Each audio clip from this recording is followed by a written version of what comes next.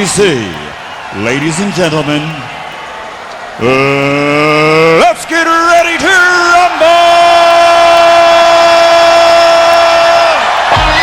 Seesaw for the Devils, plays it cross ice into the far corner. Matteau swoops in to intercept. Matteau behind the net, swings it in front.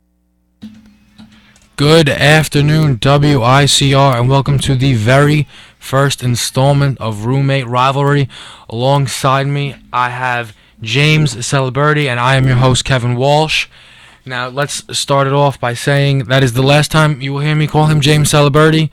We refer to him as Petey. The story is really not needed. And I also say we because in just a few moments we're going to be joined by the rest of the cast. Joe and Anthony, unfortunately, they have class at this time, but they will be here for the back 40 of the show. Now today we're going to get into the big topic, the main thing that everyone's been talking about. Been talking about it since about April now. Jeter has finally played his last game.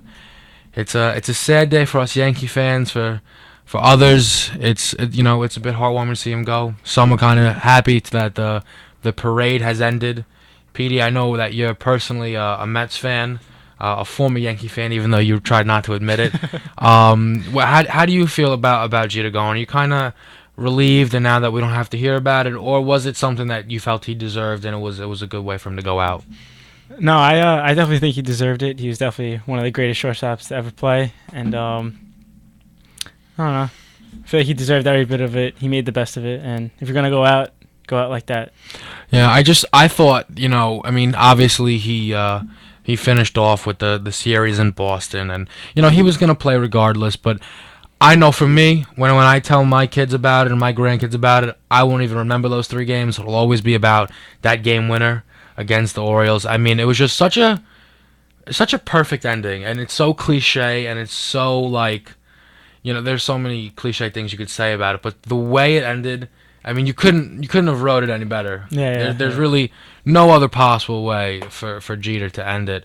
And I mean, sometimes the media overplays it. You hear they always say on ESPN all they talk about is LeBron James or Johnny Manziel. So of course they ate this up, and we heard about Derek Jeter till the very last day.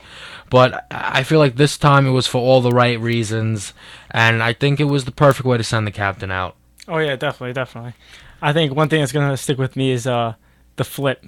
He had absolutely no business being there, but it's definitely gonna go down one of the greatest moments in Yankees history. I remember, for me, my Jeter moment. I mean, it has to be when he's going from short, ends up in about right field, and he flips himself over, cuts himself open, and he makes that play. And I mean, that's Derek Jeter. He makes that play.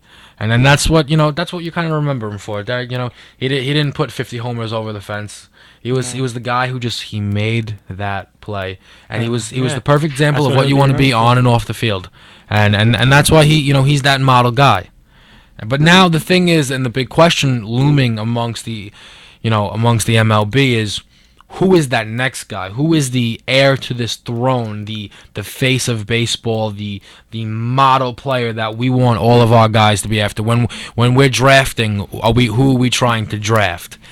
And I mean, I think the clear answer would seem to be Mike Trout. Would you happen to agree? Yeah, I agree 100%. I mean, when you look at Trout, there's just not a thing that he cannot do on a baseball field. You need him to steal a bag, he'll steal a bag. You need to hit him a walk-off home run, he's going to hit it. He can hit for average, and I mean, he's a top 5 fielder in the league. There's not a thing that Mike Trout cannot do on a baseball field, and it's absolutely amazing to watch. But now this is the thing.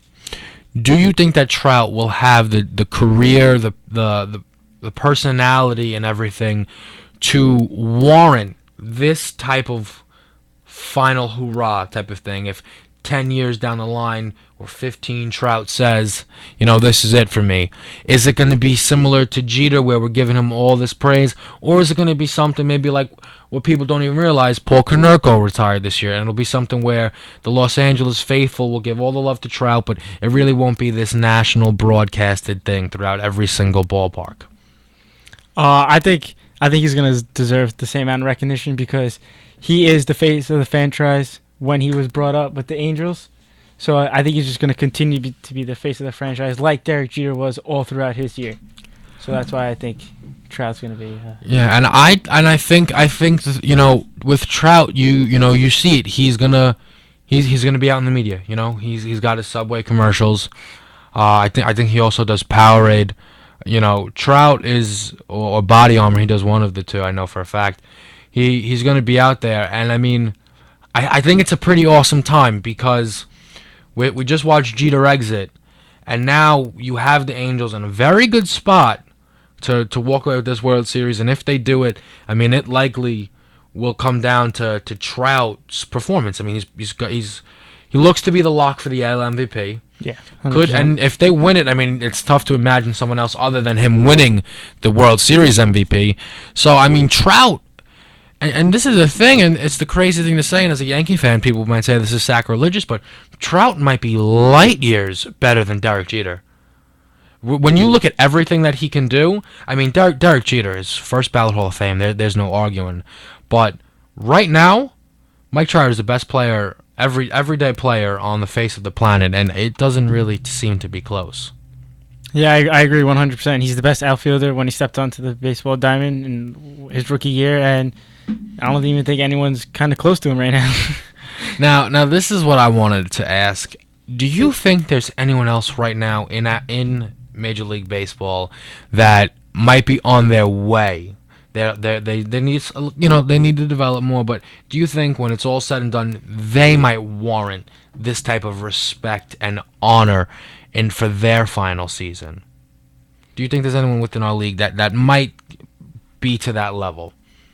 No, I just think Trout. You can't say Kershaw because he's won every 5 games, so he's not a day in and out player. So that kind of eliminates all the pitchers. But like Trout, he does it every day. So that's why I think he'll get that kind of respect. Yeah, I mean, I'm a personal believer in Yasiel Puig. He's a bit of a head case, but I think that kind of helps him a little bit. I think he has the character to be looked at on a national level, and I think if he can turn his character into not bad things, but where it becomes almost a show and it's something to buy into. Again, another sacrilegious Yankee statement here, but Manny Ramirez was someone that was fun to watch play baseball. He was always out there putting on a show, and I think that if Puig can put on a show and consistently put up numbers while being, I would say, unarguably the best outfielder in baseball in regards to what he can do in the field, it's very possible, I think, for Yasiel Puig to get this type of love towards the end of his career. Yeah, definitely. I mean, what he's gonna do for baseball is gonna be crazy now that he's Cuban. Now you see all these Cuban players coming in. I think he's gonna be big for baseball for that. So, yeah, I mean, if there's someone else besides Trout, I think it would be Yasiel Puig. But this is a thing that I think, because there are so many people, as many people that there are who are so happy of how Jeter went out and all the ceremonies that he was given. I think there's a lot of people who really were frustrated, and it was not what they wanted to see. They that at some point they were like, all right, enough with the twos. Do you think that we're going to actually see this again? Regardless of how good Trout or Puig or Kershaw are when their careers are done, do you think that this is going to become the norm? Is this going to be something now that is going to almost be like a guaranteed thing? If you are a player of a certain caliber, you receive this type of walk-off hoorah final season like Mariano did, and I mean Chipper Jones had, not to this same extent, but he did have a nice ceremony to every ballpark that he went. Is this going to be the norm now when a big time player retires? Is this what we're getting into? I mean, I hope it's not the norm, because remembering like these special players is a big thing, and they should be recognized around the whole league. So that's why I kind of hope it's not. But then again, like, some players should deserve it. Like Ken Griffey Jr., if he were to announce his retirement before the year, he would have got the same recognition like he did, like Derek Jeter would have got. But instead, he announced his retirement after the year. So like players like that, I think would. But like if it's not, like if they don't, then it's whatever. I mean. Now, you mentioned Ken Griffey, which is just the most perfect segue, thank you, into a once teammate of his coming back next year, Alex Rodriguez. Oh yeah. What what are you expecting next year? I want to be cheering him on, honestly. Yeah, you're going to be cheering on Mr. I want to see him. I want to see him have like 40 home runs, 100 RBIs. I want to see him do well. But now here's the question. If he does do that, say he comes back and puts up just incredible stats, do you think they're going to welcome him, or is he going to just constantly have to deal with the black cloud that is this steroid scandal? Is A-Rod going to be able to overcome this? Is he gonna? I think he's still always gonna have that black cloud over him, just because he's been going through it so many years. If you were just like take the steroids, admit to it, and then that was it, then I think it wouldn't be over his head. But since he always like prolonged it, kind of thing, always wanted to be proven like not guilty and all this stuff, that's why I think it would always be over his head. And when he starts doing well, I think people are gonna start taking that away from him. Now, again, on this whole final season hoorah thing, A-Rod comes out this year, does his thing. Say he has a good year. Maybe we'll not say a great year, but he has a good year. And then he says, 2016 will be my last season, and then I'm going to hang up the cleats. Is he going to get this recognition? When you look at A-Rod's numbers, first ballot Hall of Famer.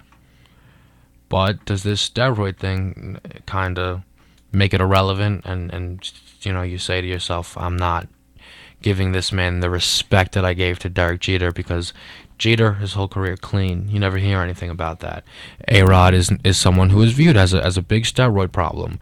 And, if we give him this recognition, are we almost saying that it's okay, A-Rod, we forgive you? I don't know. Actually, it's gonna be. I actually don't even think he's gonna announce his retirement like Derek Jeter did. I think he's just gonna retire, and then that's gonna be it. Like, I think he's smart enough, because he knows like teams are gonna disrespect him and stuff like that. People are like, I don't think he wants that kind of attention like right now after going through everything that he went through in the past year and a half. Honestly, I think A-Rod is the type of guy, if he can come out and just smack 40 bombs and put up triple-digit RBIs, that he'll just retire right there and say, ha, I'm that good.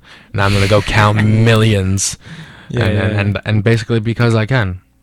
Yeah.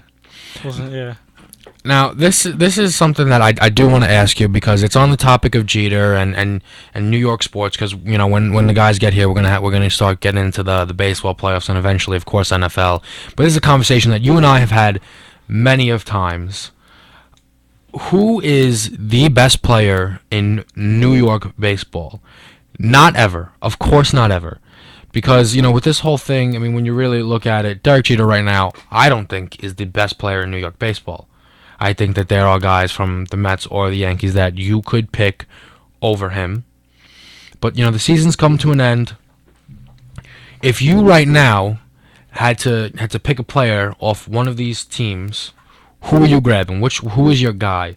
Not necessarily a position player, or you could take a pitcher. Who is your guy? Matt Harvey.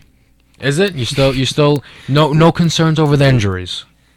Nah. I mean, like, everyone comes back from Tommy John. Strasburg is lighting it up right now. Absolutely. A lot of players do come back from Tommy John, but Harvey just has that knack that, like, he just wants to come back and be even better than he was his rookie season. That's why I think he'll do that. Yeah, and I mean, I think, to give the Mets credit, a very underrated player this year was Daniel Murphy. I don't know how. I know he ended up dealing with some injuries, but for a majority there was leading the National League in hits, was batting .300, and was getting the job done. He was absolutely getting the job done. I mean, he was never going to be the best. He played, best second baseman with Cano still in New York, but he went to Seattle. He wanted some more money, understandably so.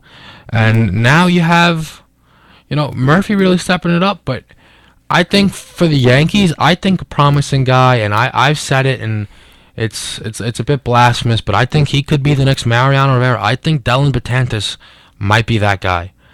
I mean, the numbers that this kid put up this year are stunning. If he can repeat, he may go down as the greatest closer of all time. I mean, they trust the ball in Robertson's hand. Although, I mean, realistically, I think that if it was Betances closing that ninth inning, we never have this Derek Jeter hero story.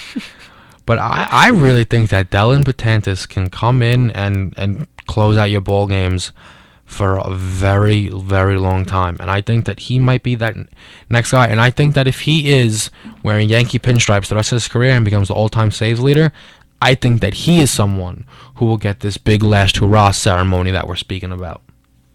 Yeah, I mean, I agree with you 100%, but I'm a Met fan. I really don't like Dellin Betances that much. Of course. I mean, yeah, there are always the Yankee fans who give the Mets no credit and the Mets who give Yankees no credit. I stand alone in the middle where I can respect both teams, but at least at the end of the day, say the Yankees will always be better. But what we're going to do now is we are going to kick it to a quick break. When we come back, Ant and Joe better be here from their class, and we're going to get into these baseball playoffs. Please stay with us right here on WICR Radio. You are listening to Roommate Rivalry.